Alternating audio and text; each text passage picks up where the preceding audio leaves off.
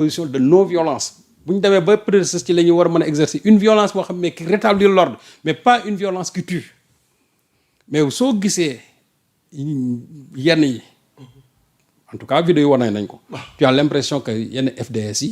quand même il donnait nit bu fekkee ne jàpp nga ko pare yaa Moussa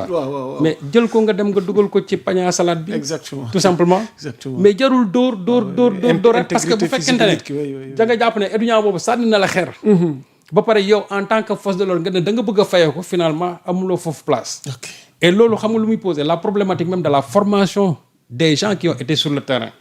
ça fait débat quand même parce que man j'ai demandé ñu ma xam au sein de la police mais il paraît qu'il y a une bonne partie boo xam ne qui n'ont pas de formation ñu ci bëri il paraît que ñoom la ñuy wax les PAV les policiers adjoints volontaires ñi nga xamante ne ci jamonoy Macky Sall dañ leen a jëloon mooy temps bi Macky waxee ne kenn li fi xew dootu fi xewaat il paraît qu'il y a eu un recrutement massif bu ñu jël au niveau de la police alors que ces gens-là n'ont pas de formation léegi nag man mes sources de renseignement me disent que une bonne partie de ces gens-là ñoom la ñu leen déployer sur le terrain donc soo xoolee ñeneen ñi tu te dis que ñeneen ñi amuñu formation et ça c'est le problème des PAV c'est-à-dire les policiers adjoints volontaires parce que ñenn ñi bu ñu amee formation am na loo xam ne sur le terrain du ñu egg ci yenn exactions yi loolu moo waral yenn violence yi nga doon gis ñu koy exercer ci étudiants yi alors que en réalité ñoom dañu waroon def de sorte que même étudiants yi ils sont dans une posture de violence mais ñoom waruñu répondre à la violence des étudiants li ñu waroon def mooy maintenir l'ordre faire de sorte que étudiants yi seen violence boobu ñoom ñu anéantir ko complètement ce qui n'a pas été le cas parce que ils ont répondu à la violence et loolu moo indi jéey ji ba gis nga Abdoulaye ñàkk na ci bakkanam tey nag am na ay xibaar yu ne ay kilifa police ñu ngi leen di commencer déjà on nous parle du commissaire le commissaire du point E. waaw et les 3 chargés de commandement sur le terrain ont été relevés de leur léegi nag man dama bëgg a ñëw ci commissaire point E parce que aussi man bala may def dara tout yaa Moussa damay laaj. miin nañ ko ci. waaw commissaire point E. waaw lan moo xew sëñ Saliou. il paraît que moom il n'était pas sur le théâtre des opérations il paraît que moom il était en mission aux États-Unis léegi bi mu ñëwee fekk na affaire yi am ba pare donc moom mission la ko fekkoon États-Unis mu leer mais lui c'est le commissaire bien sûr du point E te waa point E yooyu ñuy wax ñoom bari ñu foon ay éléments renseignement pris ñoom 8 éléments lañ fa amoon ci li nga gis yëpp waa point E 8 éléments lañ fa amoon ñi nga xam ne la majorité des éléments c'était composé des GMI de Thiès et des GMI de Dakar plus aussi waa BIP ñooñu c'est-à-dire c'était l'essentiel des troupes yi nga xamante ne ñoom ñoo nekkoon foofu donc ñu doon dugg soo xoolee c'est des gens du GMI ñoom ñoo doon dugg ci biir mais les éléments du point E ñoom ils étaient là-bas mais ñoom ils n'ont pas franchi le portail de l'université et ils n'avaient que 8 éléments là-bas donc li ma xaw a jaaxal mooy comment se fait-il qu'un commissaire qui était en mission aux États-Unis même su fekkee ne ay éléments am ña nga fa te éléments mi bëri woon comment se fait-il qu'une sanction pareille tombe sur lui loolu moom vraiment c'est une question le ministère de l'Intérieur moom la loolu moom vraiment c'est une question que je pose à mon ami et frère Maître Bamba Cissé parce que aussi dans ci biir mbir mi il ne faut pas que par rapport à la demande citoyenne que ñu dem bay tooñaat encore parce que mooy nga sanctionner ko xam ne waroo ko sanctionner finalement on va donner des gages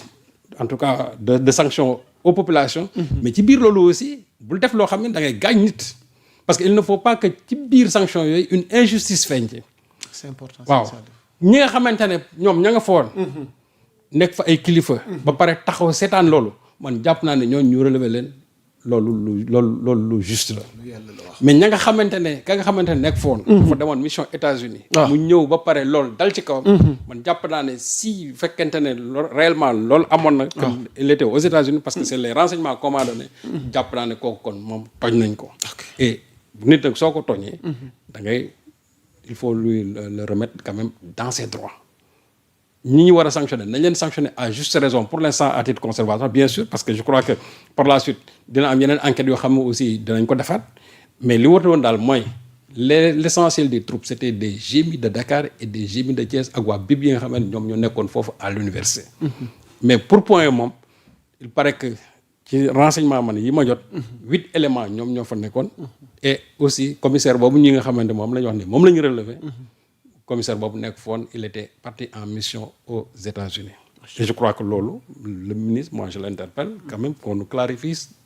en tout cas cette affaire-là. incha allah amma ñu rafet ci njort dinañ séentu peut-être moom dina ci dikk amal ci ay leeral comme ni nga ko waxee amatina solo Serigne Saliou Gueye dañuy jéem a avancé waaye defe naa génn procureur bi leeral na lu bëri. non amma sax am na ñu ci dem kaso de. waaw ndax teeloon na ñu génn wax te amma àggaguñ ci cappaandaw ga. ku mel ni Abdou Nguer. waaw mu laa la c'est-à-dire que. Serigne Saliou loolu tamit mën na def njàngat souvent ñu bañ a teel a danser plus vite que la musique. xam nga déjà soo xoolee am na benn chroniqueur. boo xam ne actuellement il est en prison je crois que le délibéré de son procès c'est le 23 bii. waaw kooku yu mel noonu la doon wax. dès le départ avant même que ñuy commencer. moom déjà wax na ba def diffusion de fausses nouvelles. et je crois que loolu aussi man. la responsabilité je l'impute à ceux qui animent les émissions. parce que gis nga yaa Moussa il faut qu'on élève le débat. mais il ne faut pas que ñun dans nos débats ñuy inviter ay nit man je n'ai rien contre ces gens-là mais il faut aussi qu'on élève le débat. il ne faut pas que nga ñëw ci plateau ñuy orienter nit ci dara c'est-à-dire que nga bugg ko wax loo dara wala nga ne kii forcément bëgg naa mu wax lii wala muy wax dara te arrêté woo ko parce que quand quelqu'un diffuse de fausses nouvelles l'animateur ci boppam qui détient le canal diffuseur moom daf ci am responsabilité. parce que bu fekkee ne nit day wax loolu. mais mën nga ne ko yow li ngay wax am na da nga ci am preuve wala amoo ci preuve wala lii et cetera mais doo bàyyi nit ki muy wax di wax ba xabaabal bu xëyee ba pare ñu jël teg ko loxo. donc diffusion de fausses nouvelles yi nga fi gis yëpp mais mën naa wax ne c'est avec la complicité implicite ou bien explicite de ceux qui animent les émissions et de ceux qui invitent ces gens-là. mën nañ leen inviter autant qu'ils veulent mais l'essentiel c'est que dans les débats aussi. nañ wax loo xam ne ni dafay. dindi askan bi nit mën na wax benn affaire ba pare juum comme par exemple gis naa ñoo xam ne dañu def benn communiqué mais ils ont fait un contre-communiqué pour dire qu'ils ont retiré leurs propos parce que dañu waxoon ne le gosse Ablaye avait été battu à mort tey bi ñu gisee bi procureur génne ils ont sorti un autre communiqué pour dire qu'ils retirent leurs propos moi je crois que c'est ça la grandeur mais loo xamante ne nii ñi ngi ciy enquête pareeguñu nga bëgg a jël mbir yi teg ko ci ay nit parce que ay accusation loolu tuumaal nit la alors que l'enquête est là le procureur est là l'autopsie est là et je crois que loolu suñ ko jëlee rassembler ko procureur nag bu waxee ba pare chacun peut se faire une religion par rapport à ça mën nga taxaw nga ne par rapport man li ma xam ci autopsie bi ak li procureur wax léegi lii nga génn ay zone d'ombre loolu ça mën na nekk mais procureur li mu wax c'est très clair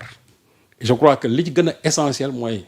les auditions des étudiants yi nga xamante ne ñoo nekkoon dans la même chambre que Abdoulaye Ba quand il écarte la thèse de la non-présence des policiers dans la chambre loolu moom je crois que leeral na mbir yëpp léegi nag ku bëgg nag wéy ne dañ ko rey wala nangam ak nangam bon wax ko ba pare mais jël say responsabilités parce que su boobaa aussi justice bi na la woo ne la li ngay wax foo ko teg et malheureusement c'est ce qui est en train d'arriver à certains chroniqueurs et man jàpp naa ne loolu du seen cër gis nga mën nga contre un régime mais dafa am fa xamante ne nii bu ñu fa xasee ba toll yaa Moussa da ngay jiital sa éthique parce que kenn du fooy bakkan bakkan kenn du ko politiquer nit ki ñàkk bakkan ba mu pare c'est-à-dire doo ñëw di ci wax loo xamante ne ni la ngay wax dara du ci dëgg wala li ngay wax dara leerul la ci wala li ngay wax pour tout mal nit kese la man loolu man vraiment je suis pas pour boo demee bay def analyse da ngay def analyse à partir de faits à partir du rapport d'autopsie bu fekkee ne ci loolu rek nga ko basé parce que procureur bi muy def aussi c'est les faits et le rapport d'autopsie ci la basé li mu doon wax te li mu doon wax yëpp c'est des choses qui sont vérifiables amul lenn lu lëndëm loo xam am na ci liggéey bi ci yor def keroog lundi ça a été pratiquement ñun on a tiré dans la même direction parce que on n'avait pas exclu cette chute là boo gisee dans les scénarios yi nga xam ne moom lañ tegoon le premier scénario c'était d'abord la chute à une hauteur variable et je crois que le procureur nous a rejoint dans ça mais loolu aussi bi ñu koy def c'est par rapport on a donné la parole à un spécialiste mu wax daal ne lii c'est une thèse très plausible et finalement